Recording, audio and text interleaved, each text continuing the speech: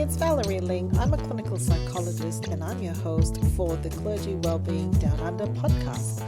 I'm looking forward to interviewing an expert today to take you through my findings from my research where I asked 200 pastors down under how they were doing. Don't forget to subscribe, like and share. Buckle up and here we go. Welcome back to another episode of the Clergy Wellbeing Down Under podcast. I have a very dear friend with me, Jo Muirhead, and I could introduce her in so many different ways. But the first thing I'm going to say is that Jo is a dear friend, and we have some common interests in the burnout space. Jo also has experience in the church space and has interesting things that we talk about. Yes. But we also genuinely like to tinker around with some of the mutual puzzles that we see. Burnout, how do we help people to work in a way that's sustainable? Yeah? Yeah, absolutely. That's a great introduction. I'm glad. So, Jo, like I said, there's so many different reasons why I would want to talk to you, but I'm going to talk to you as your professional, with your professional hat on and your ministry and church informed self. So would you care to just introduce yourself and your business and what you do? Sure. So thank you, Valerie. The first thing I'm going to say is I'm a career-loving mum. And it's taken me the full 23 years that my son has been alive to own that. So I know that, a lot of women in the church and ministry space really struggle with the juggle. And I really I'm a career-loving mum, and he's happy with that. I'm happy with that. And I feel like it's a God-given thing. So there we go.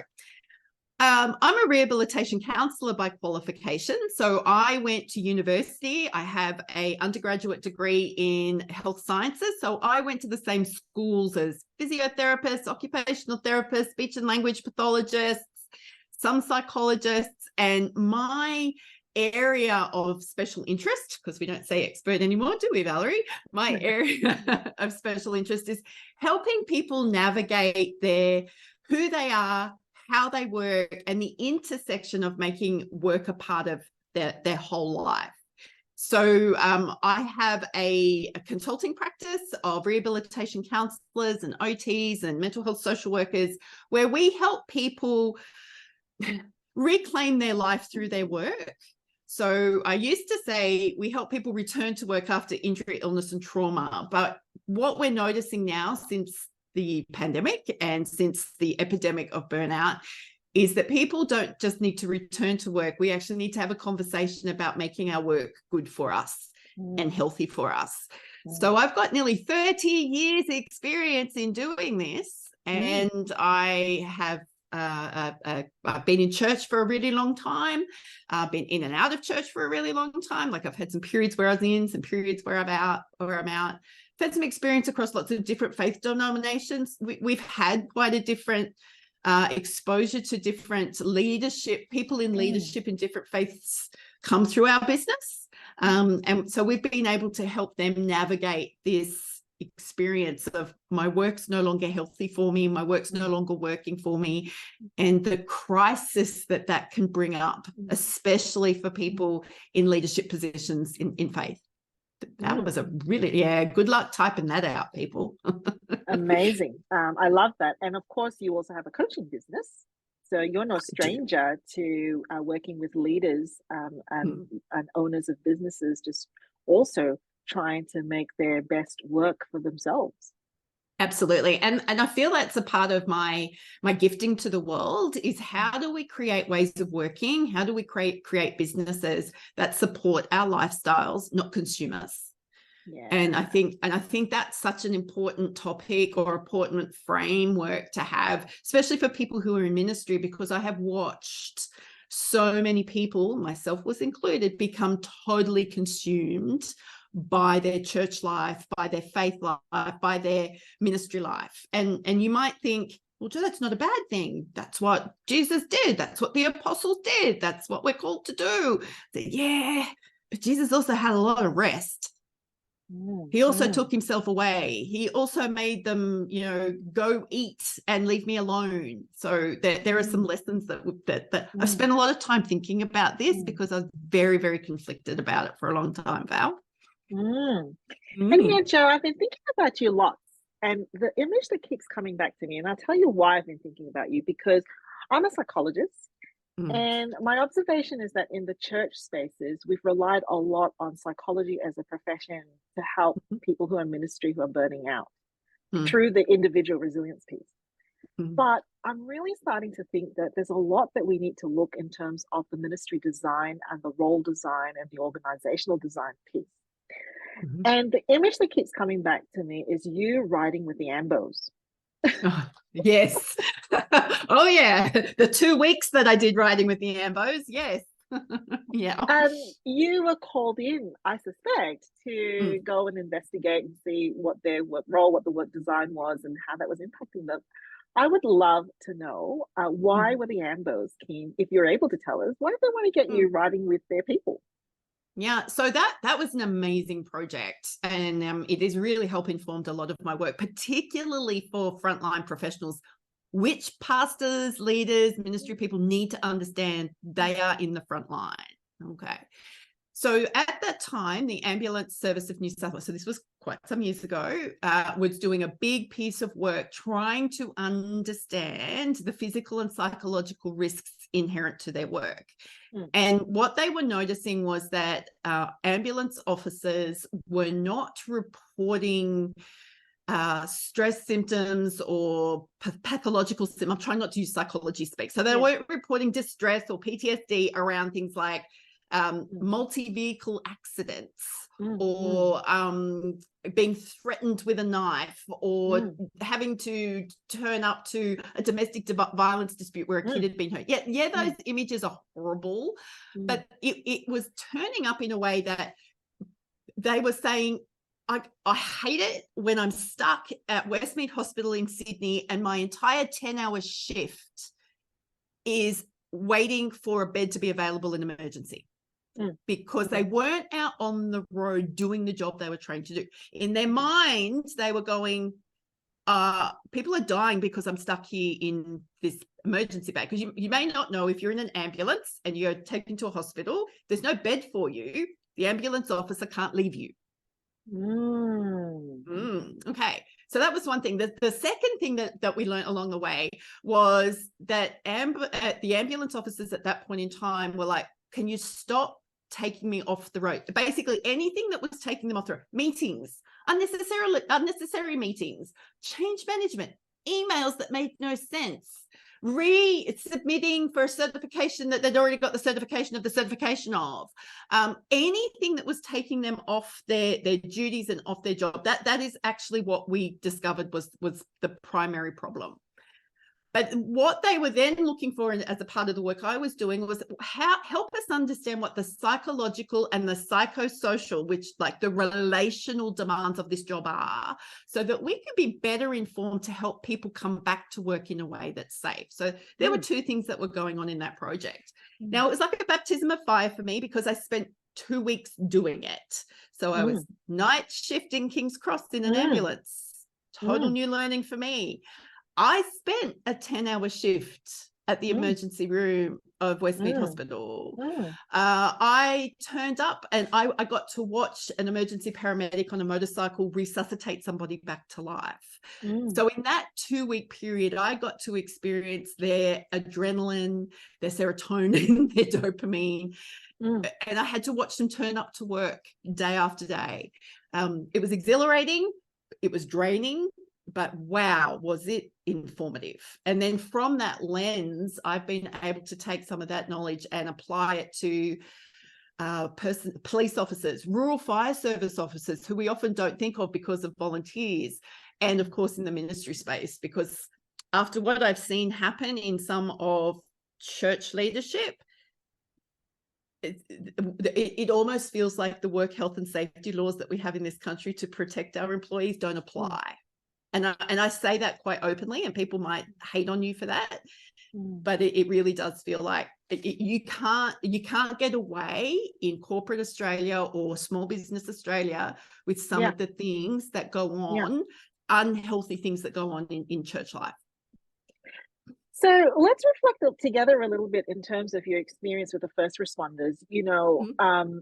Like, it's so big, but what did you recognize as being, okay, here is some work health, safety, or work design issues that just weren't apparent, but then it's so common sense. You just need to think about this, people. I mean, were there things like that? Or when the police officer, I remember this guy, I can still see his face, he turned around to me because I said to him, what do you think the most psychologically demanding part of this job is? He was driving an ambulance through Sydney traffic. He turned around to look at me, so I'm freaking out right now. And he goes, taking me out of the truck, and I went, oh, of course. So these are people who you turn up to be a police officer or an ambulance officer or a fire, what do we call those guys? A fiery, or in the rural fire service or in the ministry. Not everyone chooses to do that. The people who choose to do that are doing that on a set of values and a part of who they are. They want to serve, they want to wear a uniform, they want to feel good about what they're doing, they want to be energized by their work. So if you give people a skill set, because you have to do, like, to get into the ambulance, the police, the fire is not easy. To get through the training is not easy. To get through your first lot of supervised sessions is not easy. And then you're going to start telling people, well, on your 4 shifts on this week, I'm actually going to take you out of the truck and stop you from saving lives because I need you to go over here and complete this work health and safety program. And so for me, the design of that, I get it from a compliance point of view, but the design of it totally ignored the values that make these people awesome at the work that they were employed to do. So we see that with police officers when they're taken away from, you take them out of their community. So police officers, work design. I've done a lot of work with police officers. A lot of police officers will work in the communities in which they live. So they're constantly apprehending people, bar fights, domestic violence. But when they're in uniform, they feel protected by the uniform and by the weapons they have at their disposal. Now, I'm not suggesting they're all firearms because they're not, right? So we have this magic way of helping them return to work by taking all that off them. But they still live in these communities. So I remember a gentleman, a police officer, turning up. He was distressed, and he'd come out of some horrible back before that we'd sorted out how to deal more effectively with gangs, and we had a lot of gang violence coming on. So he turned up to meet with me because we were going to talk about his vocational future and his career future, and he couldn't sit still. And I worked out. I said, "Hey, how do we need to set this room up so that you can concentrate?" Yes, I need to see the door. Well, okay, cool. So we just changed how we were sitting. And then I just looked at him and went, "You're still really nervous. What's going on here?" And he goes, "I'm uncomfortable because you don't know that I'm carrying a weapon." Now, I felt very uncomfortable knowing there's a weapon in the room. So I went, "Well, why don't we put it on the table so we can both see it?" And he brought out this big knife and he put it on the table, and I went, "Cool." And then I had to have a discussion with him about, when do you think you would need to use it? Why did you feel it necessary to bring it here? And that's when he told me, he said, all of the protective measures that I have been given got taken off me as soon as I made a claim saying that I'm not well enough to work. Yet I'm still expected to walk around my street, go to the shopping center, go to my physiotherapist, go to my psychologist. I just don't feel safe. I went, oh, that's huge. So from a design perspective, we get so caught up in compliance, risk management compliance, that we often forget that the human has to exist in a social space, and they don't exist as a set of checklists. And it is the checklist, I think, that creates the tasks. We just keep piling them on. So if we come to the ministry space, because I think what you've said has a lot of parallels, and if I just chunk it down now, and I'm really interested in your rehab consultant hat going, practically, This is probably what it means, and this is probably what the direction that we need to take to fix it, right? So, number one, just like you said, for the last decade, we have known that people in ministry feel disconnected to the real core tasks for why they trained, why they wanted to do full-time ministry. So, the preaching and teaching of the gospel, discipling others, caring for a broken world by sharing, Jesus with them. That meaning work is disconnected to what they do 70-80% of the time. Yep. Right. So and I've observed that the solution, therefore, has been to try to give people more time off, make sure they're taking vacations, looking at, their work hours, and, trying to maybe reduce some of the maybe meetings. But is that all it is? Is that the fix for that? No, it's not. And this is where we run into some complications. So for most of the overworked ministry leaders that I have worked with and experienced in my life, the common theme that there's two things that come up for me. And one is they're completely under-resourced. And two is they are dealing with traumatic experiences that they have got no hope on earth of being able to process by themselves. So let me speak into that one first. So I live with an ex-senior pastor. He's my husband. And I was horrified when he started to tell me some of the things he did early on when he was building a church. He turned up to, so the families would call him instead of the police when a family member suicided. So he would turn up to a garage where a member of his congregation had hung themselves. And then he had to get that person down, and then he chose to call the police. Then he tells stories about people doing this on train lines. And then he tells stories about domestic violence. Now, that's his stories. I know I've heard other stories where Val, you're a psychologist. If you had a psychologist on your team who was witness to those things, you would put a whole heap of protocols in place to help that person be safe. None of that goes on. None of it. I mean, they're just supposed to get on with it and pastor their flock. Health professionals know that if we turned up to an event like that, there are mechanisms that we would need to put into place to help us be safe around that.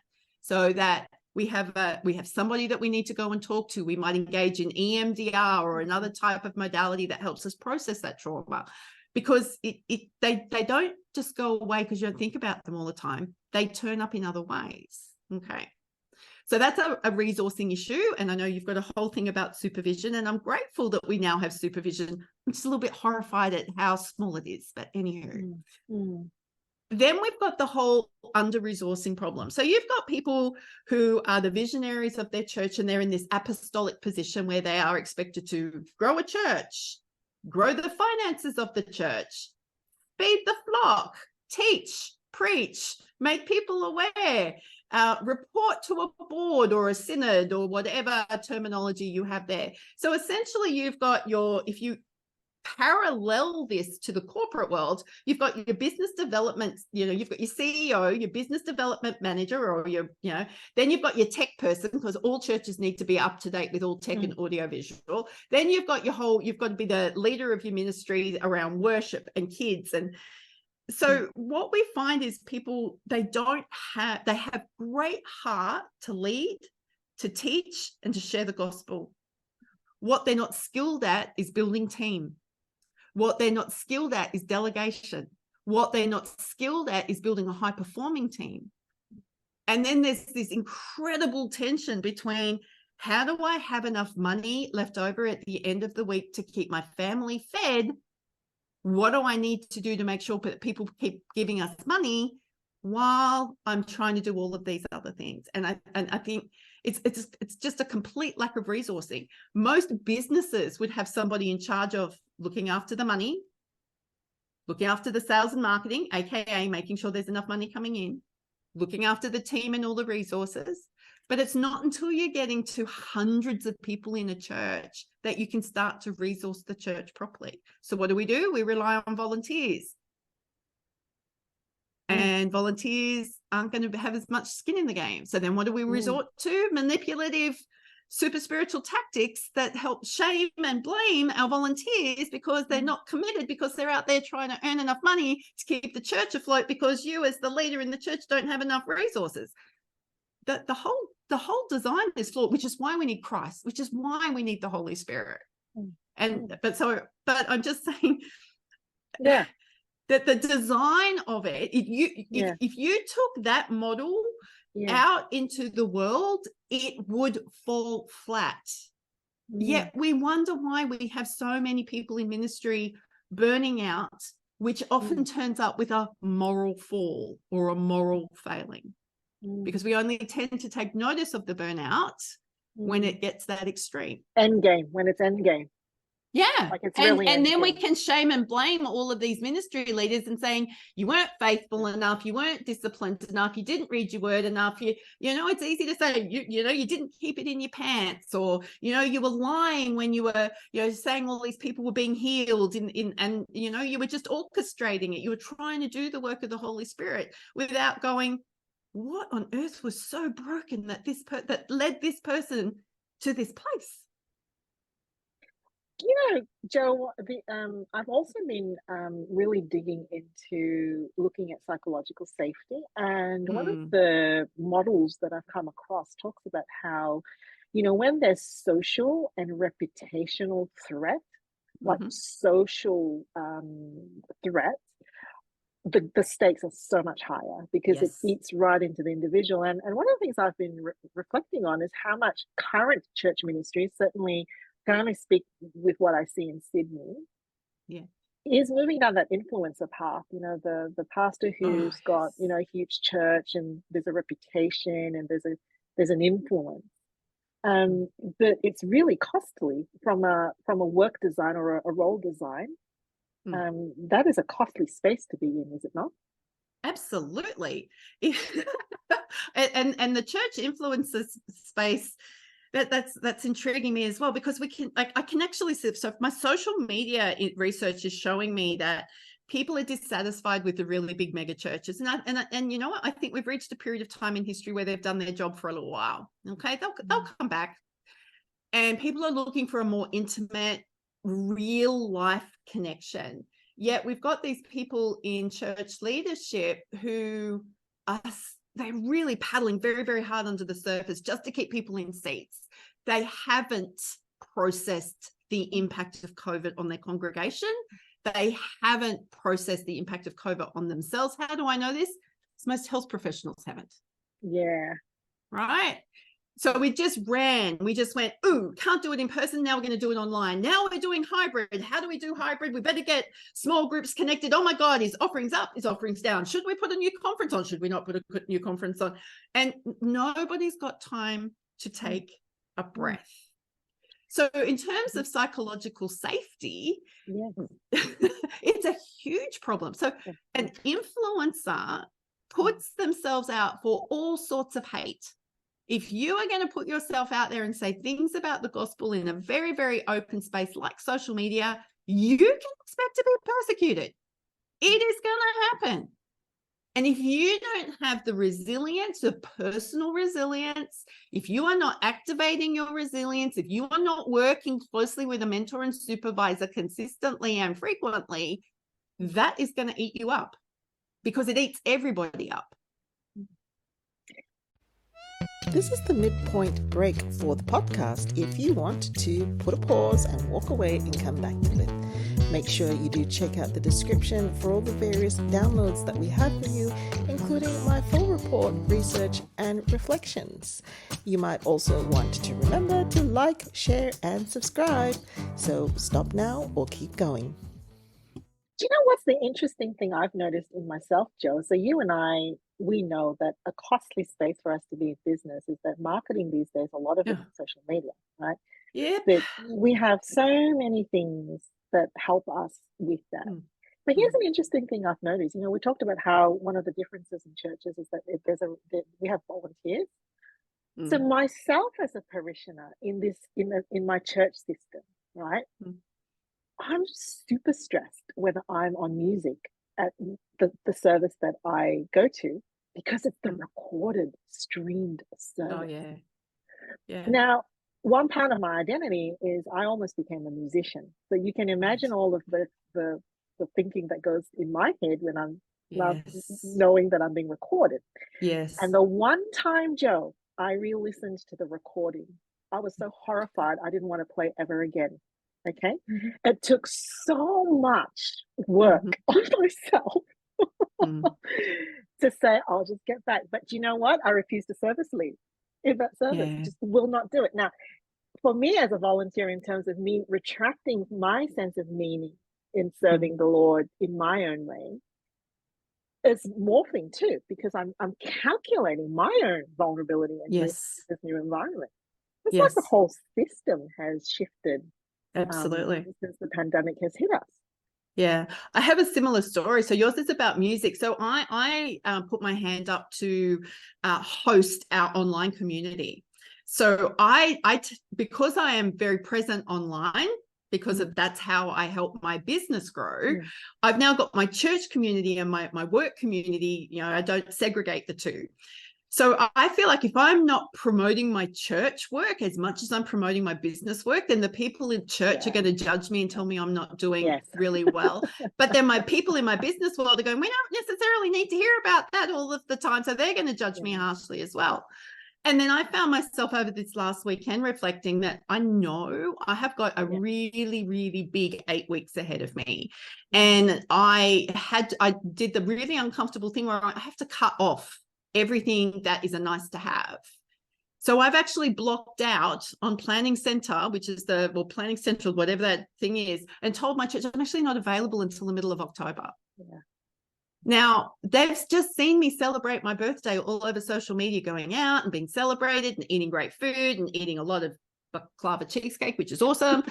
So for me then to go, oops, I need to let you know I'm not available now. It's like, I don't even want to turn up to church this week because I'm scared people are going to ask why.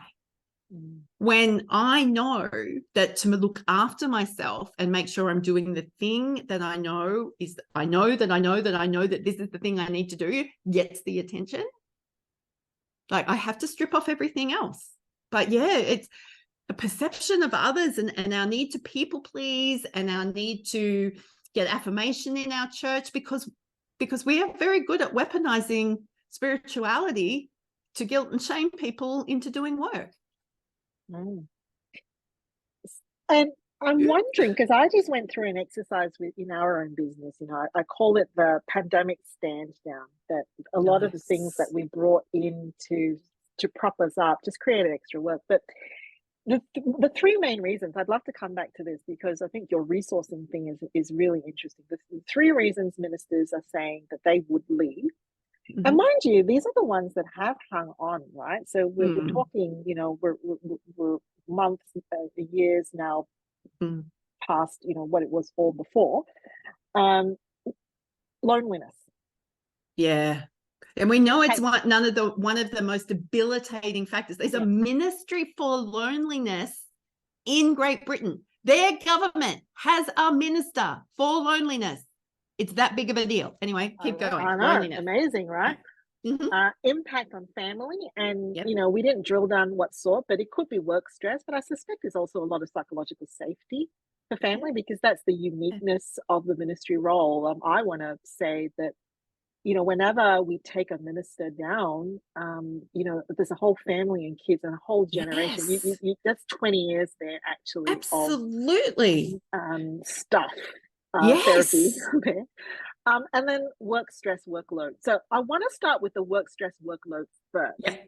Yeah. A lot of what we're hearing from our clients is in the pandemic, they pedaled hard, but they were also at home. So there were a lot of their work that was simplified. But now a lot of the structures have remained and we keep putting more things on because we're afraid that the finances are down, people aren't coming to church. And so we've got to put more activity. You know, when you look at that as a rehab consultant, what do you see?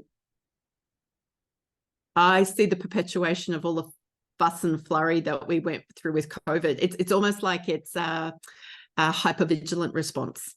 So instead of people, so I actually think the smart thing to do, and this is if you came into my room and you sat with me right now and you were talking to me like this, my job, I would see my job as going, we need to help this person get to a point where they feel safe enough to ask the question, because you can't just do it straight away. Ask the question, what does my congregation, what do my people now need? Not need of me, now need. Mm. So does my church, does my congregation need in-person and online? Mm. Just because we can do it, should we be doing it? Mm. Do we need an activity happen? Do we need 3 conferences a year? Mm. And do those conferences need to be hybrid, in person and online? Like, we've got to get right back to stripping away, like you said, we just put more and more and more in stuff. What is your core business? What is your core role? Mm. And you know, when I work with ministry people, they never tell me preach the gospel. That's their value. They say my main function is making sure the finances, there's enough money coming in. So they've attached their performance, how well I perform on a Sunday or a Monday or a Tuesday or a Wednesday or a Thursday, or when I turn up, how I perform is how they've attached that to how much money is coming through the church. And they feel that very, very keenly. Very keenly. Don't you think, Jo, that that's a real world problem? Absolutely. It's not it doesn't have, it's not ministry in isolation, but it's not something I hear talked about. It's not something the people that come and speak to me are very uncomfortable about talking about money. So God will provide. Now, hang on a minute. God gave you a brain. He also calls us to be good stewards. He also gave us examples of people who used to be able to make money and make a lot of it. You can't just sit around and just think that it's going to fall from the sky. If you are doing the things that God called you to do, which is love him, have relationship with him, you're just empowering through all of this in a strength that's unsustainable, because you've taken on a mission that you actually can't fulfill on your own. So let's work with that a little bit. So what you're saying is that okay, we need to ask, what does my congregation need? Not from me, but what do they What does it need? Make the main thing in terms of what is the core business, if you like, of church and ministry. But then you've got these practical things. They are running out of money. People aren't coming back to church. And there's almost like this, what's the equation then? Because it feels like you just need to do more. And so it becomes a productivity and how much more you can do so that the finances come back, so that people come back. Yeah, so Val, we've learned in the business that doesn't work. So give yourself permission to scale back. So I've got a big train coming past me right now. So I've had a business where I had a team of 20, where we were making a lot more money during the month, but the infrastructure costs and the cost to me as somebody who hadn't quite nailed her own leadership style meant that I couldn't sustain that. So, and then, so I've gone from what I consider to be a big team in my space to quite small teams. I've also just been solo just Jo on her own. The infrastructure costs there are nil, but the psychological stress to me is considerable. So I think we need to go back. If we're going to use tangible numbers, if you pre-pandemic had a congregation of 500 of active members, or congregation of 200 of active people turning up, putting money in the plate that you could rely on, and now you've got a congregation of 100, stop pretending that's 200. What does it? Your responsibility as the leader of that congregation is to look after those 100 people beautifully, like you did way back when it was your first 100, and help that 100 of core people become 200. That is your job as the leader of that church. So it might mean that my church went back, we changed from 3 services on a Sunday down to 2. I was super impressed when they did that. We don't need 3 in-person services anymore because we just don't have the people. People weren't coming. Nobody likes preaching to an empty room. So I'd really like to go to that resourcing. You were talking about how, people when we're in ministry, we are essentially under-resourced. And we are exposed to a great deal of traumatic material and conflict material. Yeah. So I'm going to kind of tie this in now into the psychosocial aspect. When you look at the types of conflict that my survey discovered, and really, if the research assignment had allowed me, I would have made the survey much bigger. But you need to do a PhD. Yeah. You're going to get the supervisors to deal with that sort of data. That's just ministry, isn't it, Joe? That type of conflict, isn't that just ministry? That's suck it up, people. Life is conflict. I mean we've got the letters that Paul wrote in the Bible, and I don't know my Bible as super well, but he talks about a lot of conflict. He talks about conflict. I mean, we've got even got the letter to, I think, Titus, where it's like, dude, you need to discipline this guy. I think the conflict piece is leaders aren't equipped themselves personally. It's not about reducing conflict. That's never going to happen. If you work with humans, live with humans, deal with humans, have anything to do with humans, there will be conflict. Not everyone's going to agree with you. It's just not going to happen. But until you as a leader can own how you're going to turn up in conflict and how your personality style, your behavioral style, how you turn up under pressure, who have you got speaking into your world that can help you navigate that? So I know for me, conflict turns up. The more stressed I get, the more conflict comes. I am also one of those very traditional burnout people, whereas I don't cry and in a corner and fall in a heap. I overwork. I get angrier. I become harsher. And I can see it's a very male-dominated trait, even though I'm not a man, but it's not uncommon in the church where you see pastors turning up to everything, going to every conference. They micromanage. And then they're taking that level of conflict because the conflict is in themselves. The conflict is not out there with the people. The conflict is in themselves. I'm not doing the job that God assigned me to do, and I don't know how to get out of this mess. So they take that conflict home. Their wife feels it, or their spouse feels it, their kids feel it. They're not as engaged.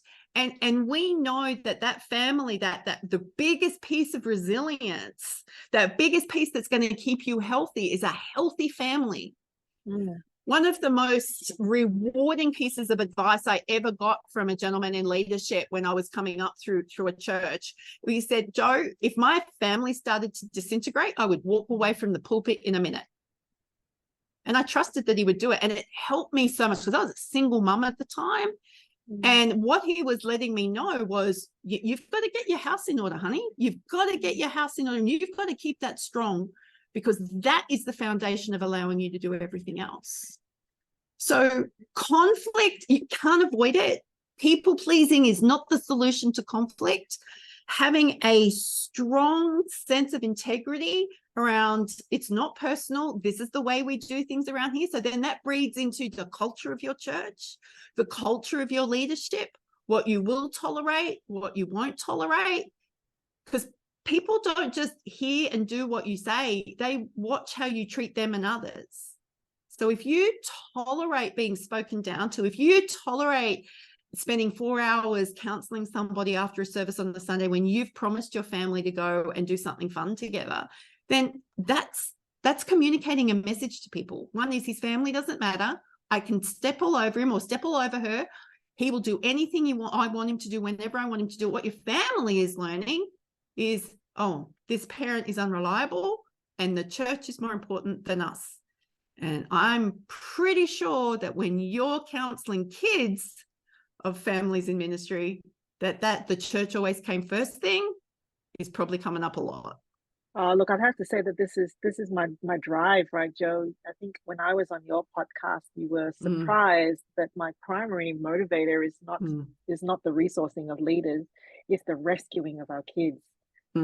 Kids in ministry, we're doing a lot of wrong by them.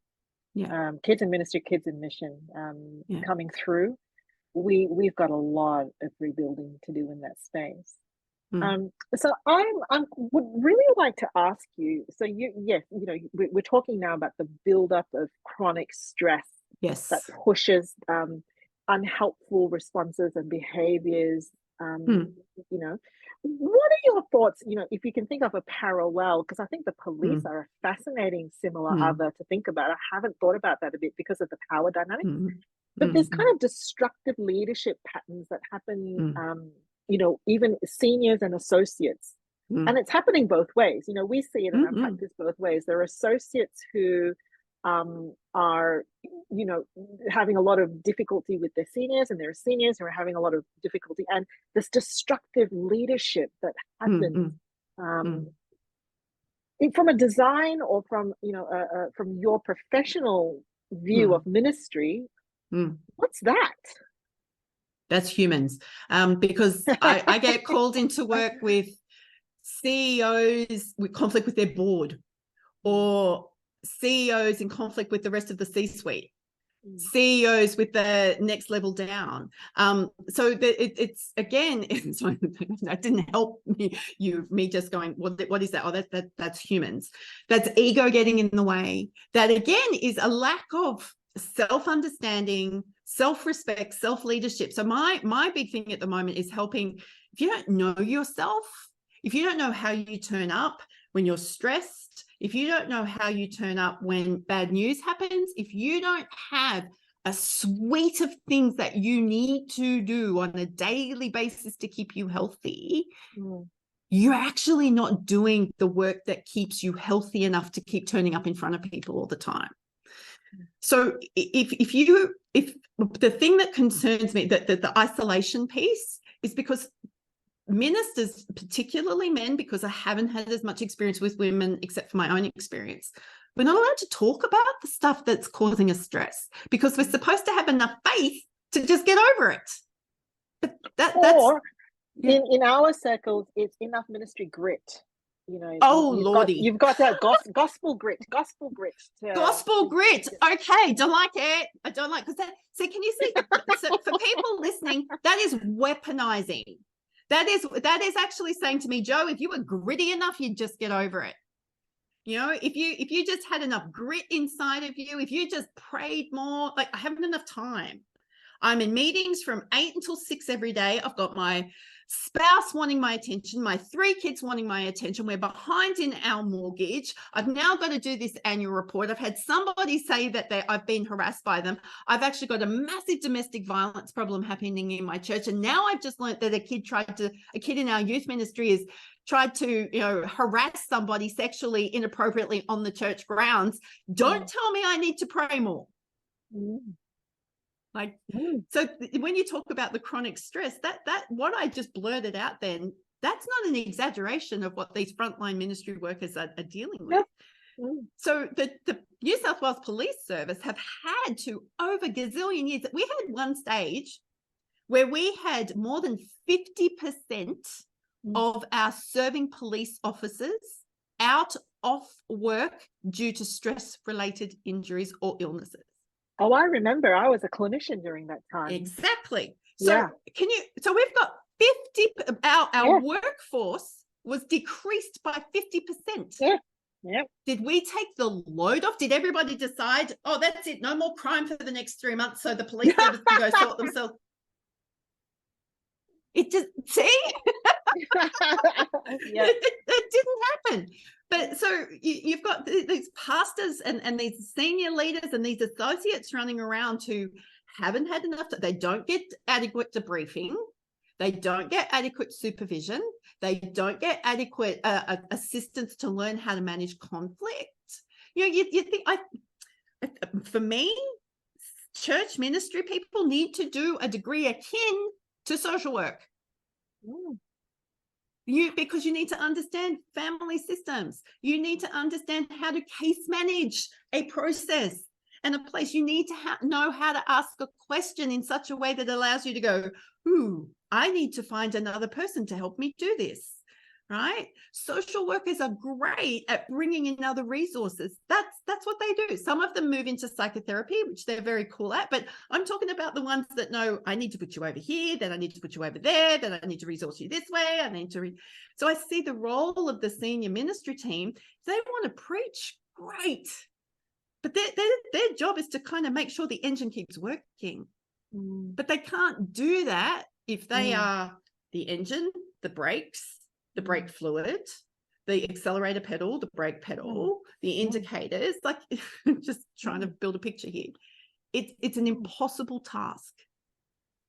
Can I ask you, from what you're seeing then, in terms of your professional work, what are organizations doing in this? Like, I'll give you an example. I know that my team, we need to go back to stripping back, but we're a very small team. Well, we're a large team, but we're not like big corporates. So we've really been coming back to making the main thing the main thing. Where are our clients at? Where are we at? What do we need, and what can we drop off so that we'll just have a good enough version of what needs to happen. What are some? Because I think the church has become quite professional now. We've got all these professional structures. I think they have the facade of professional.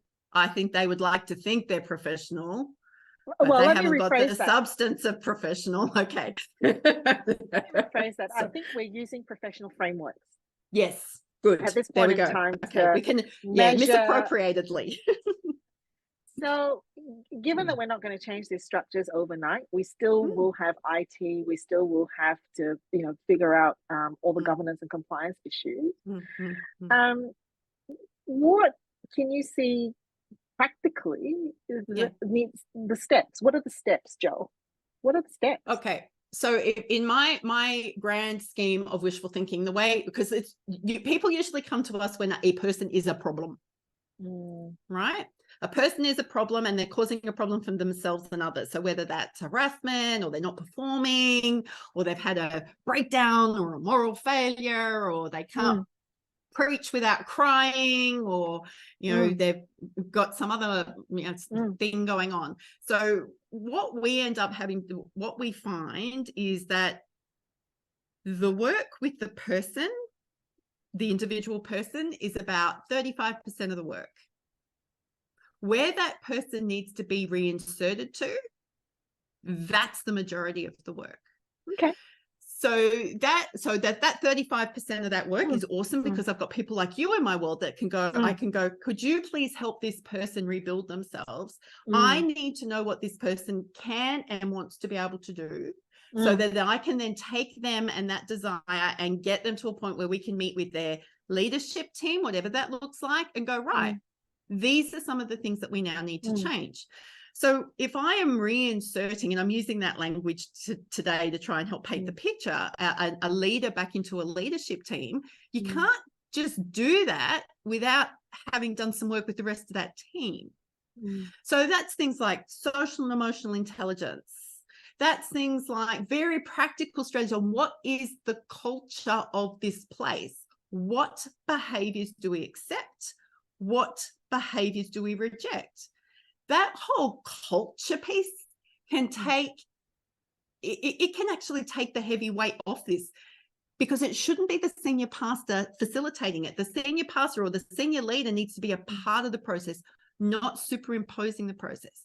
If you get an experienced and credentialed facilitator to come in and help you navigate this process, they will help pull it out of your team, because what the senior leader thinks is going on and what is really going on can quite often be almost opposites. We are a culture of inclusion, but everybody has to climb 20 stairs to get into the building. We don't have we don't tolerate people coming on and off rosters, yet you've got that's happening all the time. So the way a senior leader might perceive things are going on and the way that the reality is going on is very, very different. And that's not a fault. You need somebody to help you see that. All right. So I think when we come back to the resourcing, I think senior people in positions of senior leadership, they need a one-on-one supervisor, mentor that they're seeing weekly. And there needs to be a structure to those sessions, and there needs to be agreement about how it gets reported back, if it ever gets reported back at all. Okay. And it might tailor off where it stops being weekly, but I'm saying weekly because it's not happening at all at the moment. I think you've got a mandatory 4 sessions a year. I nearly fell over when I heard it was 4. Right. If you've got so much stuff you've got to get out, then you've got to get that out so you can actually start coming to work from a place of health, because you're actually coming to your work from a place of incredible depletion at the moment. And I know this because I'm watching health professionals do the same thing, and I'm watching a lot of first responders do the same thing. And if we and I love that. So 35, and you know, this is probably the reason why I took the sabbatical, because I was finding that I was getting so many requests to speak on the self-care piece, and leaders coming to me, but it's like, I'm a psychologist, I deal with the individual stuff, right? So you're saying that's 35% of it. 65% of it, you're saying, is looking at the reality of how things are structured. What are your thoughts then in that 65% space for the destructive conflict that we have in our church? To me, you know, if I had a smaller, like in my business, I have a small team. I can use a lot of informal things to manage that sort of a thing, right? I can spend a lot of time. But, you know, when you've got a large church and you're getting, I call it Monday PTSD, right? After Sunday, you're going to get all the emails about your grammar, and about whether you actually did the reading to prepare, and then you've got, you know, things like people accusing you of being mean to their kid. You know, is that a structure thing? I mean, I know it's a human thing, but how to? My first response is, why are you even receiving that information? There needs to be a gatekeeper between you and that information. Okay. So my first thought there is, you need a PA or an EA or an associate who takes on the protection of you. So, and it's not to avoid. So, and when I say protect, on a Monday, you don't need to see that. But maybe on Friday, you have a specific meeting with the person that says, what was the feedback from last week? So there's some space. And that person who's in charge of collating that feedback goes, oh, guess what? Nobody likes your use of this word in this context. Oh, apparently you said John 4:16 when you meant John 5:16. So you can, when you've got some space between that, like as a speaker, like I've done professional speaking. The worst thing I can do after I've been on the speaking, like I've just come off the stage, with the amount of emotion, the amount of hype, the amount of intensity in my body that is coming. If I got a heap of criticism immediately after that, I would be that would make me a mess. So if you've spent months working on a what do we call them? Sermon series. And you know that it's a God anointed, and you felt the Holy Spirit, and you knew that this was coming from a place other than yourself. And you start delivering that, and you're doing it from a place of, I can't wait to share this with my congregation. I can't wait for people to grab a hold of this and start applying it. If you did that the first week and then the very next day, you're getting ridiculed for your use of the wrong tense in a sentence, or your playground conflict that your youth pastor should have been looking after. Like, put some protections in place, put some space there. You don't need that level of immediacy. And I think the other thing that I've seen is senior leaders and associates don't build a trusted network. It doesn't have to be big. 3 people will be enough. A trusted network of people that you can just call up and go, today sucked. Because we got to get over the fact that there could be shame around that. So I think building I call it building behavioral boundaries, because we all hear boundaries and we go, I build boundaries. You don't. But so for me, at the end of my workday, because I will just keep working, I will work and work and work and work and work and work. I actually have to make an appointment with someone, often my dog. We have to go for a walk.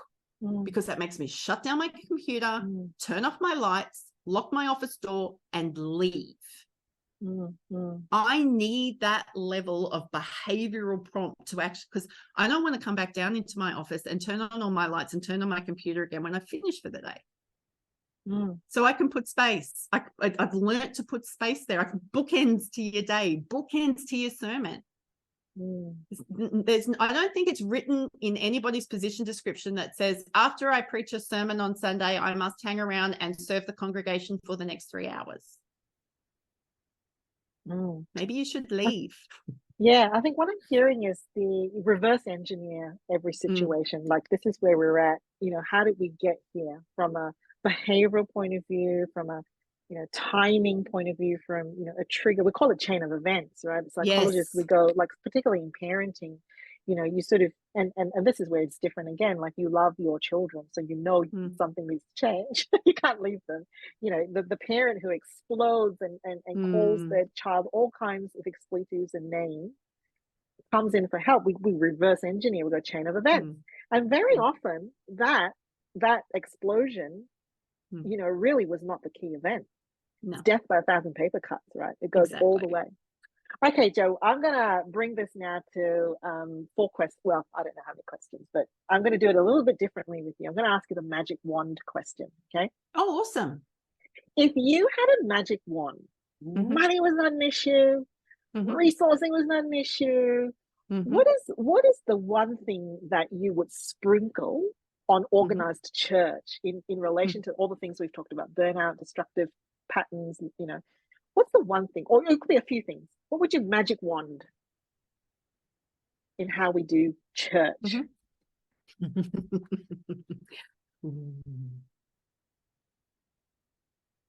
I would create a external consulting role where an external consultant or several consultants advised this organized church on leadership development and increasing leadership capability, on the current legislation that exists in this entire nation on managing psychosocial risk at work, because churches, you're not exempt from that.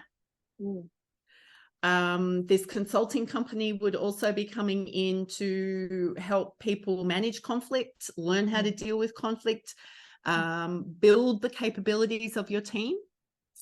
They would not be employed by the church. It needs to be about the church becoming increasingly independent in these things. But as that church grows and develops, that consulting company will then need to help them grow and develop. So I employ a coach, I employ a PA, I employ a VA, I employ a psychologist. These are all I have a physical therapist, I have a coach, I have a psychologist, I have an executive assistant, I have a business manager, and I have a VA. Those 5 roles work to keep me, one person, healthy in my work. If I was doing clinical work at this point in time, I would add clinical supervision. Yeah, nice.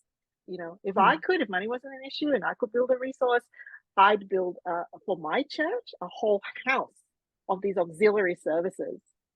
So my pastors could just do what they feel called to do.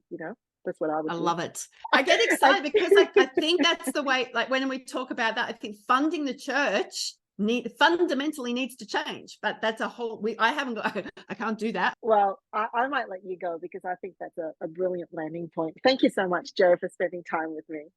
Thanks, Val. Thanks for listening to the podcast. If you liked what you heard and you think others should hear it too, don't forget to like, share, and subscribe. Catch you later.